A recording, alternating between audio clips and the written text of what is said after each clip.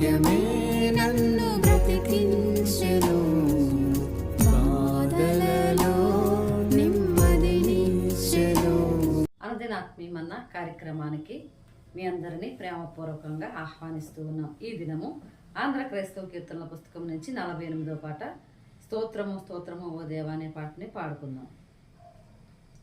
స్తోత్రము స్తోత్రము ఓ దేవా ఈవేకువనే, స్తోత్రము చేతుము మా దేవా, రాత్రి యందున మమ్ము రక్షించిగా పాడి, దాత్రి మరి ఒక దినమున్ దయతో నీచిన దేవా. స్తోత్రము స్తోత్రము ఓ దేవా ఈవేకువనే, స్తోత్రము చేతుము మా దేవా. పాపశోధనల నుండి ప్రభువా మమ్ము కాపాడి బ్రోవుమయ్యా, ఏ పాపము మమ్మున్ ఏలానీయకుండా మా పూరేపులు మమ్ము మనిపి బ్రోవుమయ్యా. స్తోత్రము స్తోత్రము ఓ దేవా ఈవేకువనే, స్తోత్రము చేతుము మా దేవా. కన్న తండ్రి కంటేను కనికరమునా కాపాడేడి మా దేవా, అన్నదమ్ముల వలె మందరిని ప్రేమించి మన్ననతో నీ దినము మననీయుమో దేవా. స్తోత్రము స్తోత్రము ఓ దేవా ఈవేకువనే, స్తోత్రము చేతుము మా దేవా, రాత్రి యందున మమ్ము రక్షించిగా పాడి, రాత్రి మరి ఒక దినమున్ దయతో నీచిన దేవా. స్తోత్రము స్తోత్రము ఓ దేవా ఈవేకువనే, స్తోత్రము చేతుము మా దేవా. నందు ప్రియమైన దేవుని బిడ్డలారా, మరొక పర్యాయము అనుదిన ఆత్మీయమన్న కార్యక్రమంలో ఇటు రీతిగా మనం అందరం కలుసుకొని దేవుని స్తుతించడానికి దేవుడు అనుగ్రహించిన కృపను బట్టి దేవాది దేవునికి కృతజ్ఞతాస్తుతులు తెలియజేసుకుంటూ ఉన్నాను. ఈ సమయంలో ప్రత్యేకంగా హబక్కూకు గ్రంథమును మనము ధ్యానం చేసుకుంటూ వస్తున్నాం. ఇందులో ఇప్పటి వరకు 3 విషయాలను మనం నేర్చుకున్నాం. మొట్టమొదటిది హబక్కూకు గ్రంథం యొక్క ప్రారంభము మరియు అంతము. ఈ రెండింటిలో ప్రారంభంలో ప్రవక్త దేవుని దగ్గరకు వచ్చి కంప్లైంట్ చేసినప్పుడు, చివరిలో దేవుడిచ్చిన ఆ యొక్క సమాధానమును బట్టి ఆయన దేవునిని స్తుతించిన సందర్భాన్ని మనం జ్ఞాపకం చేసుకున్నాం. అంటే దేవునికి అనుకూలమైన హృదయంతో మనం ప్రశ్నించినప్పుడు తప్పకుండా దేవుడు సమాధానం ఇస్తాడనే సత్యాన్ని మొదటిగా జ్ఞాపకం చేసుకున్నాం. రెండవదిగా దేవుని యొక్క కార్యాలు లేదంటే దేవుని యొక్క మార్గాలు అనేక సార్లు మనకు మర్మాత్మకంగా ఉండి అవి మనకు అర్థం కాదు అని మనం జ్ఞాపకం చేసుకున్నాం. అయినప్పటికీ ఆ కాలం పరిపూర్ణమైనప్పుడు దేవుడు ఖచ్చితంగా తన యొక్క కార్యములను జరిగిస్తాడు. కీడు జరుగుతున్నట్టుగా మనకు కనిపించినప్పటికీ దేవుని యొక్క అనుమతి లేకుండా ఏది రాదు. ఆ కాలము వచ్చినప్పుడు, కాలము పరిపూర్ణమైనప్పుడు దేవుడు తన క్రియను జరిగించేవాడుగా ఉంటాడు. కాబట్టి దేవుని కొరకు ఎదురు చూడాలి అనే సత్యాన్ని రెండవదిగా గుర్తు చేసుకున్నాం. మూడవదిగా హబక్కూకు ఇతరులను గురించి విజ్ఞాపన చేసేవాడుగా ఉన్నాడు అని మనం గుర్తు చేసుకున్నాం. మనం కూడా ఆ విధంగా ఇతరులను గురించి ఎడతెగక ప్రార్థన చేయవలసిన వాళ్ళమై ఉన్నామని గుర్తు చేసుకున్నాం.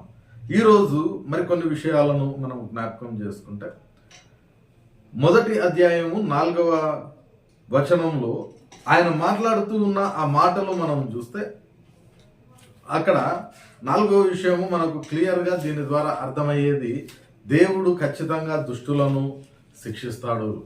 దుష్టులు శిక్షింపబడకుండా ఏమాత్రం కూడా వారు తప్పించుకోలేరు అనే సత్యము మనకు ఇందులో కనిపిస్తూ ఉంది. చదువుతాం కదా, హబక్కూకు గ్రంథము 1వ అధ్యాయం 4వ వచనంలో, ధర్మశాస్త్రము నిరర్ధకమాయను, న్యాయము ఎన్నడూనూ జరగకుండా మానిపోయెను, భక్తిహీనులు వచ్చి నీతిపరులను చుట్టుకొందురు, న్యాయము చెడిపోవచ్చున్నది. ఆయన ఈ మాటలు మాట్లాడుతూ ఉన్నాడు. 12వ వచనంలో కూడా ఆయన అంటూ ఉన్నాడు కదా, యెహోవా నా దేవా, నా పరిశుద్ధ దేవా, ఆది నుండి నీవు ఉన్నవాడవు కావా, మేము మరణము నొందము, యెహోవా తీర్పు తీర్చుటకు నీవు వారిని నియమించి ఉన్నావు, ఆశ్రయదుర్గమా, మమ్మను దండించుటకు వారిని పుట్టించితివి. కాబట్టి తాను ఎదుర్కొంటూ ఉన్న ఆ యొక్క శ్రమలను బట్టి, ఆ అనీతిమంతులు వచ్చి, అన్యులు వచ్చి వారిని ఏలుతూ ఉన్నప్పుడు, వారు పెడుతూ ఉన్న ఆ యొక్క శ్రమల్లో దేవుడు మౌనంగా ఉన్నప్పుడు, 4వ వచనంలోనేమో ఆయన ధర్మశాస్త్రమే నిరర్ధకమైపోయిందని చెప్తూ ఉన్నాడు. కానీ 12వ వచనానికి వచ్చేసరికి ఆయన ఏం చేస్తూ ఉన్నాడంటే, దేవుడే వారిని తమను దండించడానికి పుట్టించాడనే సత్యాన్ని మాట్లాడుతూ ఉన్నాడు. ఈ మధ్య కాలంలో ఏం జరిగింది అని మనం ఆలోచన చేస్తే, 5వ వచనంలో మనం చూస్తాం దేవుని యొక్క రెస్పాన్స్ను అక్కడ మనం చూస్తూ ఉన్నాం.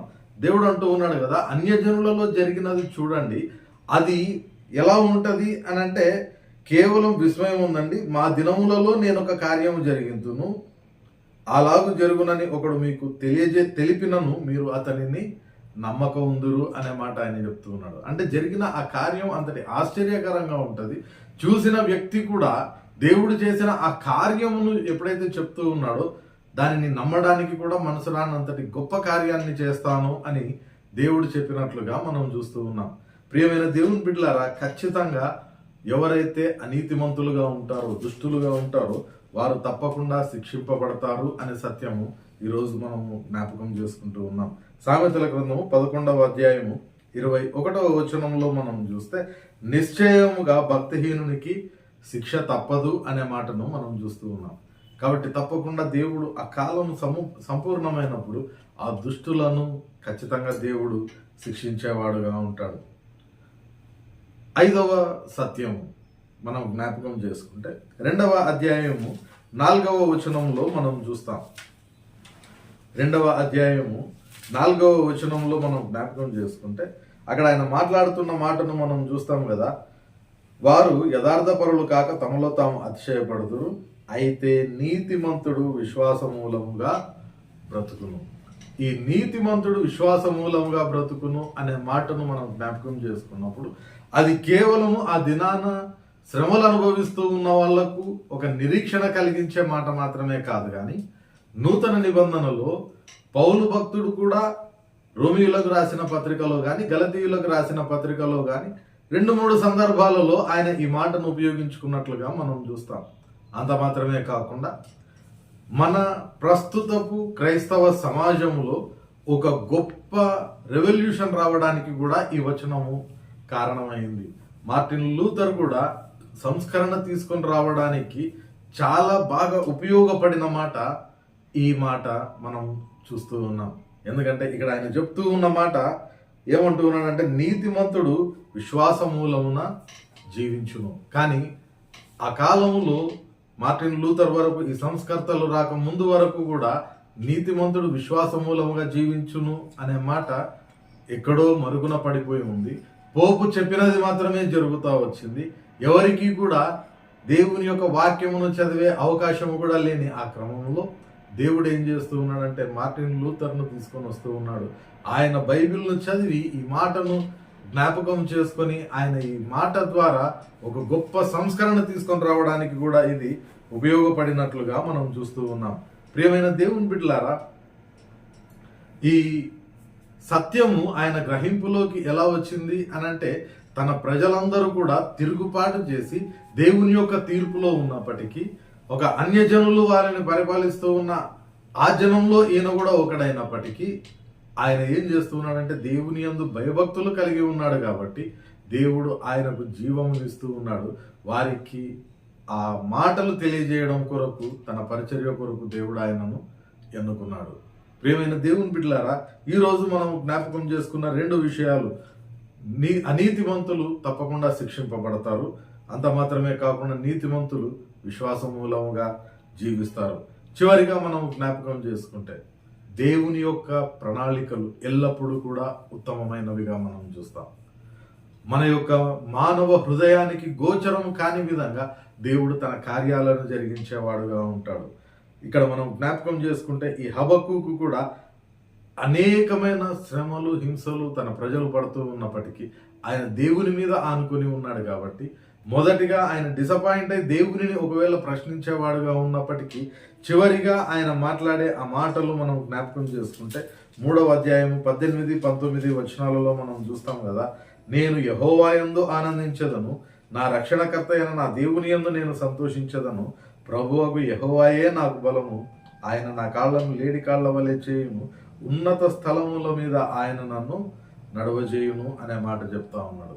అది కేవలం తనకు మాత్రమే దొరికిన నిశ్చయత కాదు, కానీ దానియేలు గ్రంథంలో మనం జ్ఞాపకం చేసుకుంటే 2వ అధ్యాయము 21వ వచనంలో మనం చూసుకుంటే అక్కడ దేవుడు ఏ మాత్రం కూడా భేదము లేకుండా ప్రతి వారిని దేవుడు దర్శించినట్లు మాట్లాడిన ఆ సందర్భాన్ని మనం అక్కడ చూస్తూ ఉన్నాం. దానిని జ్ఞాపకం చేసుకుని ఒకవేళ దానియేలు ఈ మాట, హబక్కూకు ఈ మాట మాట్లాడి ఉండొచ్చు. దానియేలు గ్రంథం 2వ అధ్యాయము 21వ వచనాన్ని మనం జ్ఞాపకం చేసుకుంటే ఆయన కాలములను సమయములను మార్చువాడై ఉండి రాజులను త్రోసివేయుచు నియమించుచు ఉన్నవాడును, వివేకులకు వివేకమును జ్ఞానులకు జ్ఞానమును అనుగ్రహించువాడునై ఉన్నాడు. ఖచ్చితంగా ఈ మాటను జ్ఞాపకం చేసుకొని హబక్కూకు కూడా పరిస్థితులు అననుకూలముగా ఇబ్బందికరంగా ఉన్నప్పటికీ నేను యెహోవా యందు ఆనందించుచున్నాను అనే మాట చెప్తూ ఉన్నాడు. కారణం ఏంటంటే ఎప్పటికైనా దేవుని యొక్క ప్రణాళికలు ఉన్నతమైనవి, దేవుని యొక్క ఆలోచనలు ఉన్నతమైనవి. ఈ దినాన మనం ఎదుర్కొనే ఆ యొక్క పరిస్థితులు తాత్కాలికంగా ఇబ్బందికరంగా, కష్టతరంగా, శ్రమ, శోధనలుగా కనిపించవచ్చు. కానీ వాటన్నింటినీ అనుమతించిన దేవుడు ఖచ్చితంగా మనకు న్యాయం తీర్చేవాడుగా ఉంటాడు, దుష్టులను శిక్షించేవాడుగా ఉంటాడు. ఆయన యందు మనం ఉన్నప్పుడు ఖచ్చితంగా మనకు జవాబిచ్చి తన కొరకు నిలవబెట్టుకుంటూ మనకు కావలసిన నిజమైన మానసిక ఆత్మీయ ఆనందాన్ని అనుగ్రహించేవాడుగా ఉంటాడు. కాబట్టి ఈ సత్యాలను హబక్కూకు గ్రంథం ద్వారా మనము నేర్చుకుంటూ ఉన్నాం. ప్రార్థన చేసుకుందాం. పరిశుద్ధుడైన దేవా, ప్రేమగల మా తండ్రి, మరొక పర్యాయము ఈ నూతనమైన దినం ప్రభువా, హబక్కూకు గ్రంథంలో నుండి మరి 3 విషయాలు మేము నేర్చుకోవడానికి, మొత్తంగా ప్రభువా 6 సత్యాలను ఈ గ్రంథం ద్వారా మేము నేర్చుకోవడానికి మీరు చూపించిన కృపను బట్టి నీకు వందనాలు చెల్లించుకుంటూ ప్రభువా, వినిన వాక్యమును విడిచిపెట్టి మమ్మల్ని మేము మోసపుచ్చుకునే వారంగా కాక విత్తబడిన వాక్య ప్రకారము మా జీవితాన్ని మలుచుకొని నీ కొరకు జీవించుటకు కృప దయచేయమని, మరి ప్రత్యేకంగా నేటి దిన పనిపాటల్లోకి ప్రవేశిస్తూ ఉండగా నీ సన్నిధిని మాకు తోడుగా ఉంచి ప్రతి పనిని ప్రభువా విజయవంతంగా ముగించుకున్నటకు కృప దయచేయమని వేడుకుంటూ మరొక పర్యాయం ప్రభువా ఈ దినాన్ని ముగించుకొని రాత్రికాల సమయంలో చక్కటి విశ్రాంతిని పొందుకొని నిశ్చితమైతే రేపటి దినాన మరొక పర్యాయం నీవు అనుగ్రహించే ఈ అనుదిన ఆత్మీయ మన్నాను మేము భుజించుటకు కృప దయచేయమని వేడుకుంటూ నేటి దిన దీవెనలతో మమ్మల్ని నింపి పంపమని యేసు పరిశుద్ధ నామమున ప్రార్థిస్తున్నాం తండ్రి, ఆమేన్. తండ్రి, కుమార, పరిశుద్ధాత్మ త్రియేక దేవుని సకల దీవెనలు మనకందరికీ సదాకాలం తోడయుండి నడిపించును గాక. ఆమేన్.